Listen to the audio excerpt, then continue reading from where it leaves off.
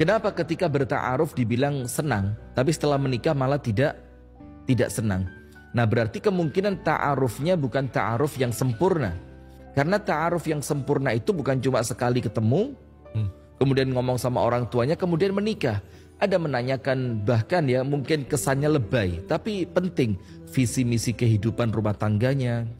Mungkin dilihat latar belakang pendidikannya, mungkin ditanyakan kepadanya nanti kalau sudah menikah mau tinggal sama saya atau tetap sama orang tua kamu atau bagaimana. Nah, bisa jadi di proses ta'aruf tadi tidak sempurna. Nah, sehingga menjadikan ta'arufnya itu kesannya tidak tuntas. Nggak tuntas. Akhirnya setelah menikah, loh kok begini? Setelah terjadi pernikahan, tidak suka. Dan hati-hati, tidak suka itu faktornya banyak. Ada tidak suka faktor nafsu. Tunggu dulu pemirsa ya. Ada tidak suka faktor apa? Nafsu. Karena ternyata kok nggak cantik, ternyata kok nggak seksi, ternyata kok nggak bodinya nggak bagus segala macam. Faktor nafsu yang itu tentu menjadi perkara yang aib apabila dia sudah berta'aruf kemudian dia menikah hanya gara-gara fisik, diceraikan istrinya. Padahal fisiknya bukan fisik yang cacat dalam tanda kutip ya, tapi sekedar tidak sesuai dengan kriteria si suami.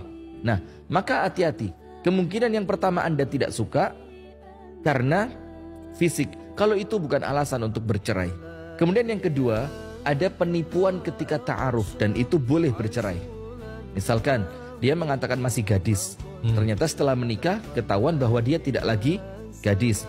Atau dia mengatakan, oh di fisik saya tidak ada cacatnya.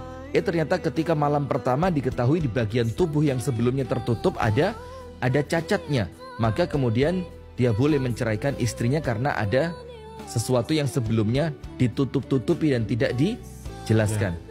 Dan ada ketidaksukaan karena faktor akhlak.